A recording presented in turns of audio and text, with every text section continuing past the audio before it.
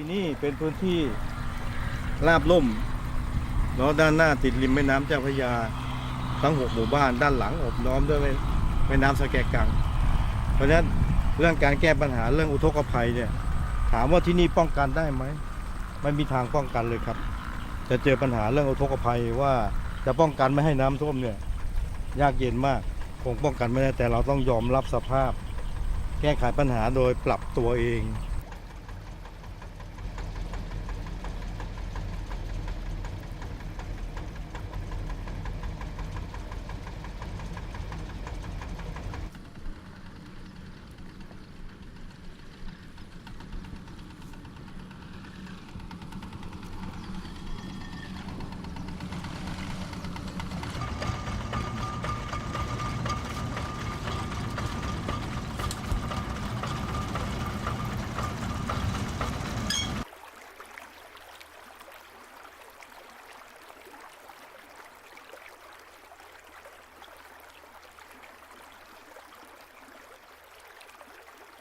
สิ่งเหล่านี้ทำให้เกิดการสูญเสียทั้งชีวิตทรัพย์สินและทั้งด้านเศรษฐกิจหลายๆเรื่องด้วยกันจากการที่เราเข้ามาบริหารท้องถิ่นแล้วก็จึงมีการเปลี่ยนแปลงมีนโยบายอะไรที่จะนำพาประชาชนให้อยู่รอดปลอดภัยผมเกิดที่นี่ผมจำความได้สมัยเป็นเด็กๆชาวบ้านก็จะปลูกบ้านเรือนใต้ถุนสูงเนาะอาศัยเรียนรู้ทางธรรมชาติไปน้ำท่วมก็ลงเบ็ดตกปลาหาปลากินทุกหลังคาเรือนจะมีเรือไว้พายไว้ช่วยเหลือตัวเองเพราะฉะนั้นบรรพบุรุษเราก็อยู่กับน้ำมาโดยตลอดแต่ที่เป็นปัญหาต่อเนื่องมาโดยตลอดก็คือมีปัญหาในด้านเศรษฐกิจพี่น้องประชาชนที่ปลูกข้าวทำนาทำไร่ทำสวนแล้วก็เจอปัญหาเรื่องน้ำท่วมเกือบทุกปีท่วมปีเว้นปีบางปีก็ท่วมติดต่อกันบางคราวก็เว้นไป 5-6 ปีเพราะฉะนั้นสิ่งเหล่านี้เป็นปัญหาเรื้อรังมาในอดีตหลังจากที่ผมพร้อมกับทีมงานกำนันผู้ใหญ่บ้านเข้ามาตรงนี้แล้วเราจึงมาคิดกันว่าธรรมชาติเราคงไปเปลี่ยนแปลงไม่ได้เนาะดินน้ำลมไฟที่ได้สร้างธรรมชาติสร้างให้เรามาแล้วเนี่ยมีแม่น้ำมีลำคลองมีหนองบึงที่ไว้เก็บกักน้ำต่างๆเนี่ยเราคงไปเปลี่ยนแปลงธรรมชาติไม่ได้ถึงเวลาน้ำมาก็ท่วมเพราะนั้นเราจึงมาพูดคุยกันว่าเราจะปรับตัวยังไงให้รอดพ้นจากความเสียหายในเมื่อเราเปลี่ยนแปลงธรรมชาติไม่ได้เราก็ต้องปรับตัวเข้าหาธรรมชาตินะครับเพื่อให้อยู่รอดและปลอดภัยให้ได้สิ่งเหล่านี้จึงมีการพูดคุยกันในที่ประชุมหลังจากพูดคุยในที่ประชุมแล้วก็จึงเอาบทเรียนในอดีตนะครับมาบทเรียนในอดีตมาเป็นโอกาสของเราตัวอย่างเช่นปี 54จริงๆแล้วน้ำท่วมมากที่สุดที่เป็นสถิติมาเลยนะครับผมจำได้เลยแม่นยำตั้งแต่ปี 38น้ำว่าท่วมที่นี่มากที่สุดแต่ปี 49ก็มาทำลายสถิติปี 38แล้วปี 54เป็นสถิติสูงสุดที่ทำลายทุกปีมานะครับทั้ง 38 และ 49 ปี 54เราไม่มีแผ่นดินให้ยืนเลยบนถนนของเราท่วม 100% ท่วมอยู่เป็นเวลา2 เดือนเศษนะครับในส่วนของที่เดิมตอนปี 54จะมีบ้านนะครับที่อยู่ตรงริมถนนอยู่หลังหนึ่งที่ถมดินแล้วนะครับและอยู่ติดถนนที่สามารถเดินทางลงไปได้เนี่ยที่เราใช้เป็นจุดอพยพนะครับซึ่งตรงนั้นมีที่ไม่กี่ตารางวานะครับกลางเต็นท์ประมาณ4หลังอยู่ในพื้นที่นะครับที่เราใช้สำหรับเป็นศูนย์อพยพชั่วคราวของเราที่เป็นบ้านของอดีตผู้ใหญ่บ้านนะครับหมู่ที่3ตรงนั้นก็เป็นจุดที่เราทำกับข้าวทำโรงครัวเป็นศูนย์ประสานงานจุดปฐมพยาบาลนะครับเพื่อดูแลพี่น้องเราทั้งหมดเพราะว่ามีอยู่จุดเดียวที่สามารถเดินทางมาถึงตรงนี้ได้สะดวกทั้งหมดนะครับที่เราบริหารจัดการตรงนี้ทั้งหมดตอนนี้เราก็จะขยายมานะครับตอนนี้เรามาทำวางแผนกันเพื่อที่จะมาใช้สำนักงานใหม่รองรับนะครับก็คงได้บทเรียนจากการที่ไปอยู่บ้านพี่คณิษฐาผู้ใหญ่ประดิษฐ์ตรงนู้นนะครับมาเปลี่ยนมาที่สำนักงานเทศบาลเราทั้งหมดนะครับในเรื่องของการเป็นศูนย์อพยพและก็แก้ไขปัญหาให้ชาวบ้านเราทั้งหมดครับเนี่ยจะเป็นชุดที่เนี่ยดูแลเรื่องเรือที่จะเอาเรือเทศบาลไปแล้วรับส่งชาวบ้านให้เราหมู่6จะมีคนเยอะหน่อยเพราะมีเรืออยู่ฝั่งนู้นต้องข้ามฟากข้ามถนนก็เนี่ยจะมีสมาชิกก็นี่เนี่ยคนขับเรือทั้งหมดของเรา เนี่ยหมู่หนึ่งที่มาเยอะชุดนี้เป็นแม่ครัวเพราะงั้นแม่ครัวก็จะขึ้นตามเรือพอเรือจากหมู่หนึ่งมาแม่ครัวก็จะมากลุ่มนี้ทั้งหมดรวมมาทั้งเยาวชนชุดนี้ทำกับข้าวเสร็จก็จะเอาของเอากับข้าวไปแจกให้ที่บอกเยาวชนกลุ่มหนึ่งของเราเนี่ยอย่างทีมหมู่สี่เนี่ยชุดนี้จะขับรถไถได้ จะขับรถที่เป็นรถเทรลเลอร์ได้พวกนี้ก็ตอนน้ำท่วมจะอาศัยไว้บ้านพวกนี้ขนเก้าอี้ขนเครื่องเสียงนะครับขนอุปกรณ์พวกน้ำจะได้อาศัยหนักๆเยาวชนพวกนี้นะครับมาช่วยที่ทำงานคือมาแพ็คของแล้วก็แจกไปตามหมู่บ้านแล้วก็โดยเฉพาะหมู่สี่ชุดนี้จะเป็นเยาวชนรุ่นใหม่ๆที่เขามาร่วมช่วยกันคือเอากับข้าวไปแจกชาวบ้านในหมู่เขาเองหมู่สี่จะเป็นชุดเยาวชนนี้ไม่ต้องใช้ผู้นำเลยนะครับชุดแถวหน้าเทศบาลในปัจจุบันเนี่ยจะเป็นชุดกลุ่มพวกนี้บทบาทในเรื่องการรับมาเป็นผู้นำในทีมงานผู้บริหารที่นี่เราทำงานแบบบูรณาการทั้งกำนันผู้ใหญ่บ้านสมาชิกสภาโดยเฉพาะท่านประธานสภารองนายกเนาะท่านกำนันผู้ใหญ่บ้านและอาสาสมัครมีบทบาทมากเนาะอาสาสมัครสาธารณสุขอสมไม่ว่าจะเป็นอปปลแม้แต่เด็กและเยาวชนยามที่เกิดวิกฤตเกิดภัยกลุ่มแม่บ้านกลุ่มสตรีทุกกลุ่มมีส่วนร่วมในการที่จะนำพาตำบลหัทนงของเราไปให้รอดปลอดภัย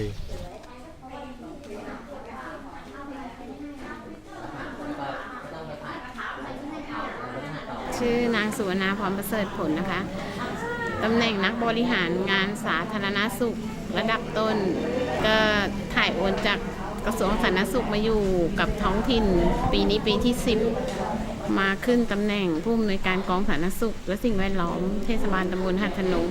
ช่วงที่สถานีอนามัยน้ำท่วมนี่ก็จะย้ายจุดบริการไปอยู่ที่ถนนด้านนอกตรงส่วนที่น้ำไม่ท่วมท้องถิ่นเนี่ยก็จะแจ้งตามเสียงตามสายว่าจุดบริการของอนามัยจะเลื่อนไปอยู่ข้างบนส่วนเรื่องผู้ป่วยที่ต้องรับยาต่อเนื่องในช่วงที่น้ำท่วมประมาณ2 เดือนเนี่ยนะคะก็จะดูชื่อคนไหนที่ต้องรับยาในช่วงนั้นก็จะมีอสมแต่ละหมู่เป็นคนไปวัดความดันกับเจาะน้ำตาลที่ปลายนิ้วถ้ากรณีคนไข้ที่เป็นเบาหวาน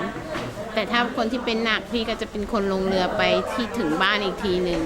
แล้วพี่ก็จะมาเอาแฟ้มประจำตัวผู้ป่วยเนี่ยทั้งหมดเนี่ยใส่ลงเรือไปที่ไปขึ้นฝั่งเพื่อไปโรงพยาบาลอุทัย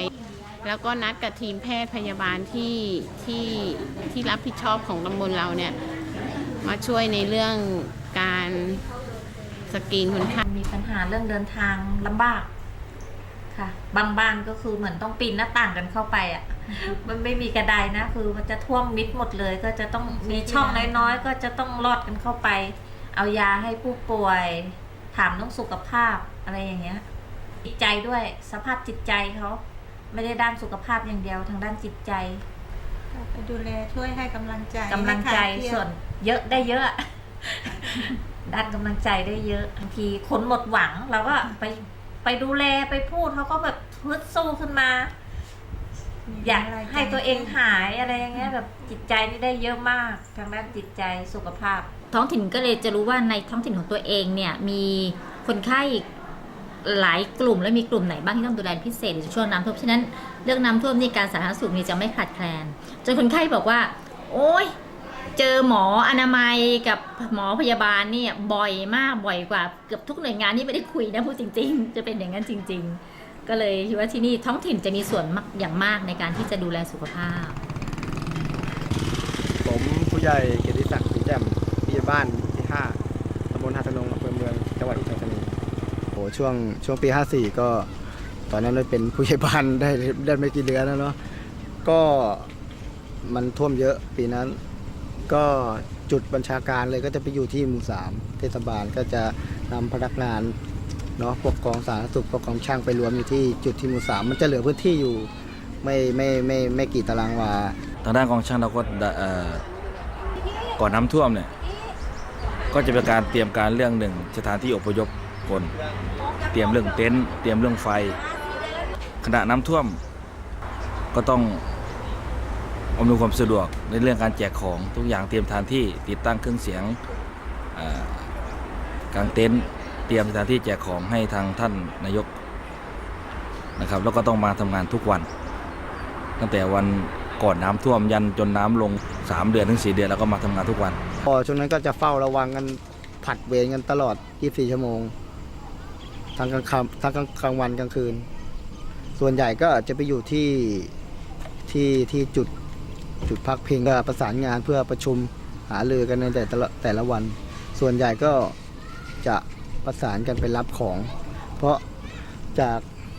จุดที่พักพิงต้องไปรับของยังตัวเมืองใช้เวลาเป็นชั่วโมงทางเรือเนาะจากปี 54 มันก็เราก็รู้ปัญหานะ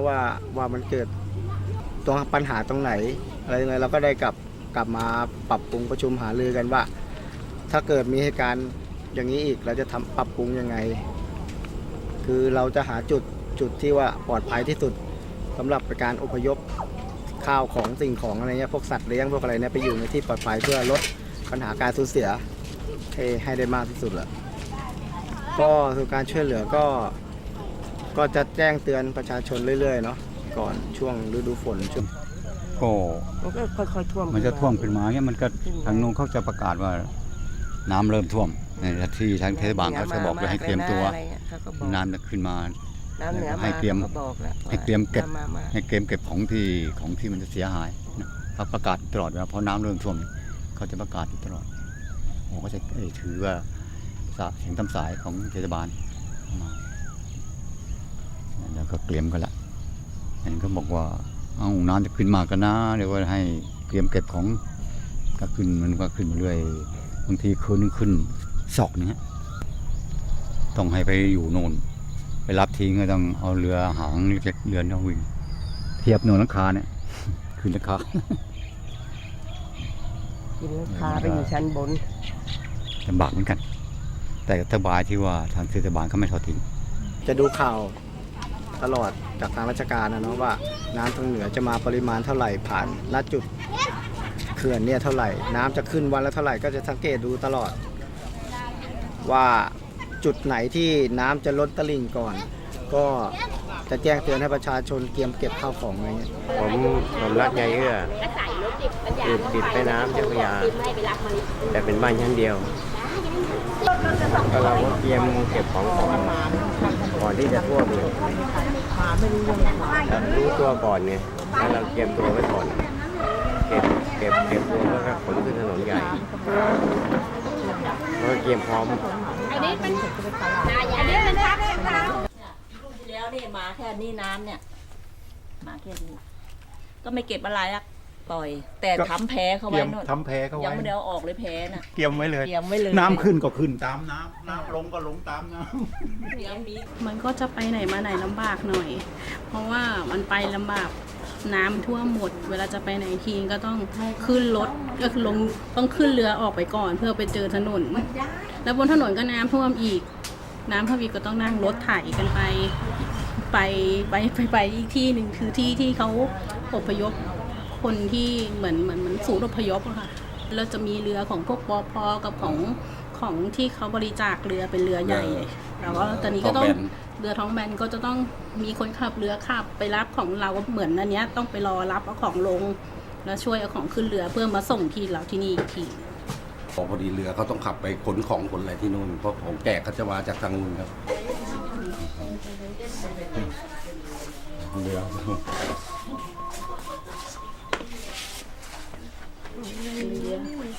นั่งได้กี่คนนะคะอย่างเงี้ย 2 คน เนาะ2-3 คนได้ 2-3 คน ถ้าน้ำท่วมเยอะอย่างก็ปี54เนี่ยนะโอ้โหหมดเลยเนี่ยฝรั่งเนี่ยก็น้ำมันมิดหัวมันเลยเนี่ยตามเนี่ยที่บนถนนเนี่ยบนทางเนี่ยมันก็แย่ใช่ไหมล่ะอยู่บ้านไม่ได้เลยต้องไปช่วยเขาทำกับข้าวที่นู่นนะที่เทศบาลนั่นนะไปช่วยเขา หมายถึงว่าชุมชนเราอ่ะเหมือนเราเจอน้ำมันกันมาตั้งแต่เด็กแล้วเราไม่สามารถหนีมันได้แต่สิ่งที่เรานั่นคือเราที่เราเหนื่อยเพราะเราต้องเริ่มต้นใหม่อย่างถ้าน้ำท่วมเยอะอย่างกล้วยเนี่ยค่ะคือลงไปประมาณ300ได้ไหม300เกือบ400 ต้นยังไม่ได้ทุนคืนได้ทุนมา370 บาทเท่านั้นจริงๆคือมันตัดไม่ทันแล้วคือเนี่ยมันเห็นปะมัน เพราะต้นตายแล้วก็น้ำท่วม ใช่ เลย มันไม่ทันนั่น ต้นใหม่ แต่ถามว่าชาวบ้านคือมันอยู่กับน้ำมาตั้งแต่แรกแล้วเราปรับตัวได้ บ้านต่ำเราก็ยกสูง หรือช่วงไหนที่เรารู้ว่าช่วงนี้น้ำมีนะเราก็จะดูว่าพืชอะไรที่มันสามารถทนต่อน้ำได้ หรืออย่างข้าวอย่างเงี้ยคืออาจจะหยุดช่วงนั้นไปเลยอยากจะยังไม่ทำทางนายกอะค่ะเขามีการบริหารจัดการก็คือขอความช่วยเหลือจากเอกชนภาครัฐหรือจะมีส่วนของเขาอะค่ะก็คือจะมีของสดมาให้และทางเราอะจะมีป้ากลางป้าแป๊วที่ไปบ้านจะเป็นคนทำแปรรูปออกมาเป็นอาหารจะมีจืดกับเผ็ดแล้วแต่วันว่าเขาจะสลับกันแล้วทำเสร็จก็คือแพ็คใส่ถุงแล้วก็ให้ผู้นำชุมชนท้องถิ่นนะคะแจกตามบ้านแล้วก็ของยังชีพก็จะต่างหากของยังชีพก็จะเป็นอีกแบบหนึ่ง ของยังชีพโอ้โหตำบลหัดถนนนี่มากที่สุดหลั่งไหลมากันแบบร้องไห้อะตื่นตันอะมาจากนครปฐมมาจากอะไรเชียงใหม่อะไรนู่นปากกลางร้องไห้แต่ไม่มีอะดีใจเนอะ คือเหมือนตรงนี้มันจะไม่มีเป็นแผ่นดินเลย จะเป็นน้ำ ไม่มีเลย จะมีแค่ตรงที่เราทำกับข้าวกันคือบ้านผู้ใหญ่ดิดตรงนี้นะคะ ที่เดียวที่เป็นแผ่นดินนอกนั้นก็จะเป็นน้ำหมดเลย ไม่มีส่วนไหนที่แบบเป็นแผ่นดินเลย เราก็จะไปรวมกันอยู่ตรงนั้น แรกก็ทำที่บ้านไปนอกปากกลางเต็นอยู่ที่ถนนเนี่ยอยู่ประเดี๋ยวนึงอยู่แค่วันถึงวันไม่วันเนาะวันแล้วก็ข้ามไปบ้านเนี่ยบ้านผู้ใหญ่ดิบเนี่ยหลังเนี่ยก็ไปกลางเต็นท์อยู่กัน อันดับแรกที่แรกก็ท่านนายกท่านก็บอกว่าชาวบ้านจะออกจากบ้านก็ลำบากทีนี้ที่นี่เป็นศูนย์อพยพอยู่แล้วเวลาทำกับข้าวก็ต้องทำข้าวให้กับทีมงานอยู่แล้วท่านก็เลยมีคำสั่งให้ทำแจกชาวบ้านไปเลยก็เลยที่มาที่ไปของแม่ครัวใหญ่ที่จะต้องรับภาระหนักเยอะคนช่วยกันเยอะเข้ามาช่วยกันทั้งนั้นแหละมีอสม.ด้วยที่จะเวียนมาช่วยกันแม่ครัวก็ครัวหลักๆก็มีก็จะมีแผนกล้างจานมัดกับข้าว ช่วยเด็กรู้สึกเรียกว่ารู้สึกว่าเต็มที่นะเขาช่วยกันน่ะปี54นะช่วยทุกคนเลยจะดีอย่างหนึ่งเวลาน้ำท่วมจะมีปลาเยอะก็จะจับปลามาทำอาหารชาวบ้านที่เขาหาได้เขาก็จะเอามาให้ที่ครัวส่วนกลางเนี่ยเพื่อทำอาหารเลี้ยงชุดที่ช่วยงานทำงานหรือว่าชาวบ้านที่มาผ่านมาเนี่ยถ้าหิวก็สามารถกินได้เลยเพราะว่าของกับข้าวเรามีพร้อมอยู่ตลอดมีตำบลนี้ตำบลเดียวครับที่ว่าเวลาแจกของแล้วไม่เกิดโกลาหลเรื่องการแย่งชิงมาตามครับผมมาตามตำแหน่งตามลำดับใช่ค่ะก็อยู่ที่นี่เนี่ยเพราะว่าตอนนั้นโรงอาหารมาตั้งอยู่ที่นี่ที่บ้านนะคะช่วยหมดทุกอย่างในนี้ค่ะเช้าขึ้นมาก็ช่วยแม่ครัวหุงข้าวต้มเพราะเดี๋ยวทุกคนจะมารวมนะคะช่วยทำกับข้าวแล้วก็ทุกคนมารวมปุ๊บก็มีอาหารเช้าทานมีข้าวต้มที่นี่เลยค่ะโรงอาหารแล้วก็อะไรทุกอย่างอะค่ะกองอำนวยการอนามัยอะไรก็มาตั้งที่นี่หมดอะเพราะที่นี่มันสูงกับเขาหมดค่ะน้ำล้อมรอบเลยค่ะเรือมาจอดตามต้นไม้เนี่ยเลยค่ะนะต้นไม้นี่วิดคือตรงเนี้ยเกือบน้ำจะท่วมอะค่ะรถวิ่งไม่ได้รถใหญ่ก็วิ่งไม่ได้ข้ามหมดก็ท่าเทียบเรือต้นไทรเงี้ยที่เห็นในรูป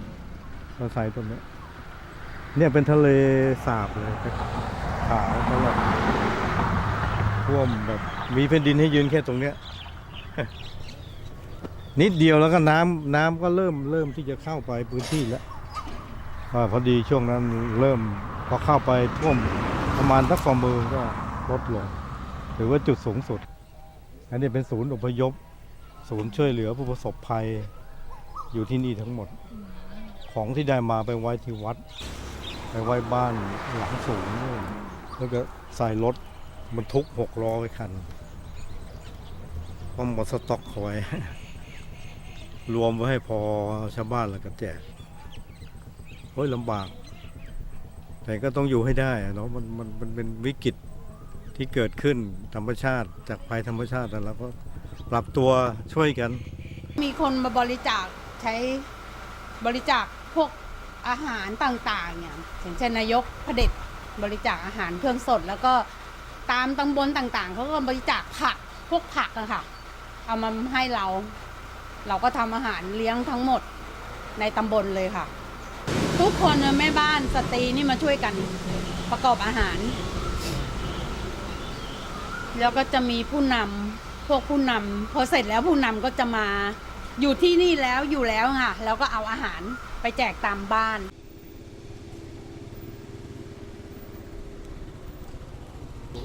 เรามีการวางแผนแล้วก็แบ่งส่วนกันว่าช่วงน้ำท่วมนั้นเราจะช่วยเหลือชาวบ้านลักษณะไหนครับไม่ว่าจะเป็นดูแลเรื่องความปลอดภัย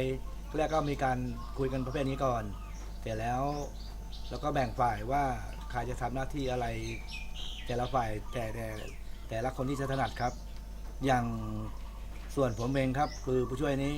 ก็มีหน้าที่ขับเรือครับก็บางครั้งก็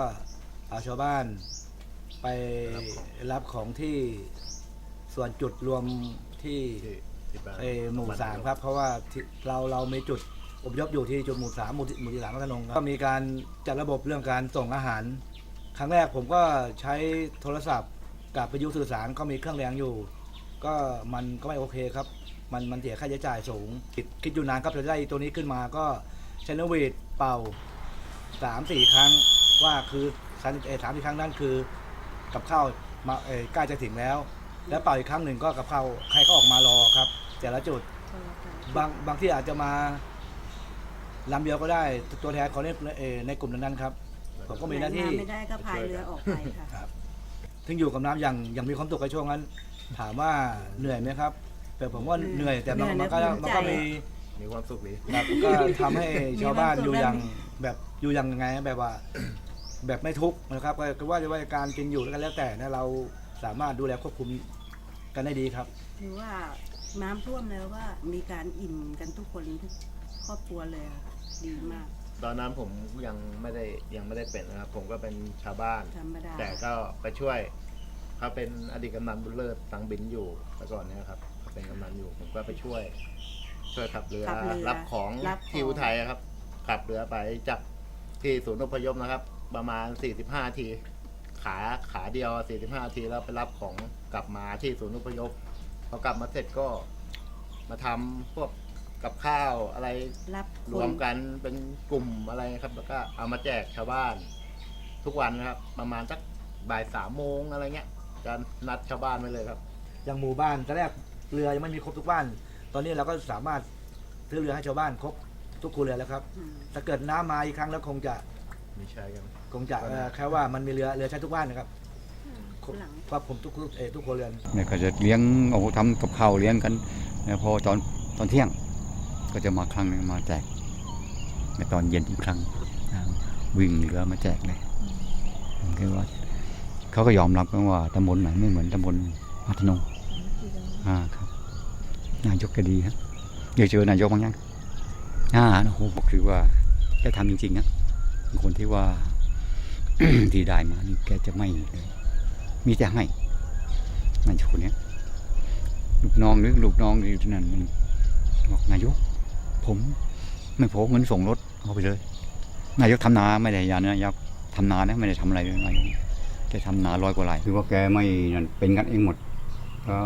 ลูกบ้านเจอปุ๊บนี่แกยกมือไหว้หรือว่าเหมือนก็หรือว่าคนมีมันสำคัญนะแกไม่ยกมือไหว้ตลอดเนี่ยแกเป็นคนที่ว่าไหนที่จะได้เขาได้หมดก็ผู้ว่าการจังหวัดกันบอกว่าที่ม้วนหมดทุกอย่างซึ่งณตอนนั้นน่ะถึงแม้แต่มีเงินก็ซื้อไม่ได้นะ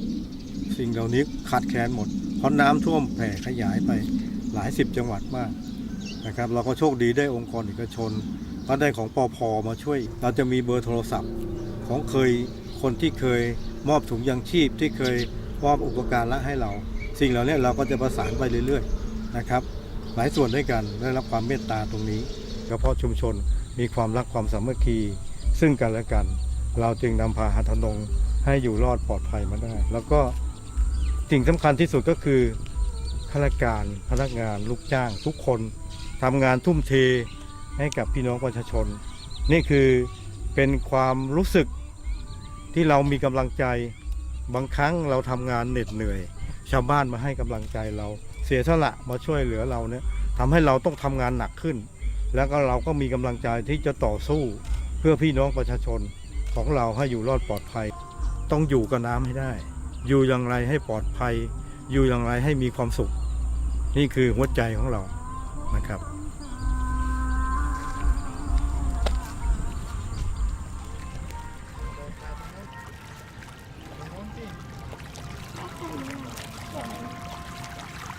โอ้โหเปียกแล้วดู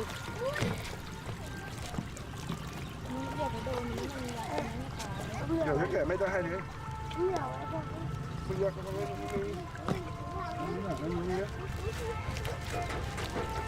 เห็นลงเลยออกเลยท้าย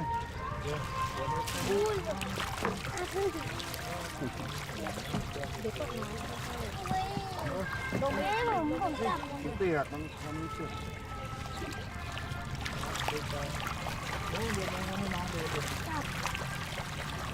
เฮ้ยมันเปื้อนมือดิมันก็เหม็นมือดินะอย่าพูดแล้วไม่เชื่อ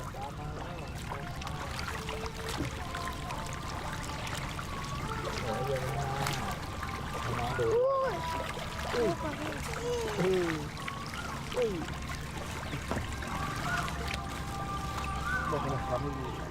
ข้างหน้าข้างหน้า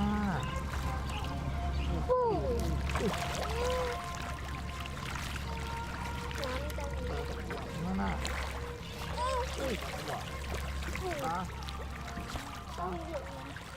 เดี๋ยวเนี่ยเพื่อนมันเห็นไหม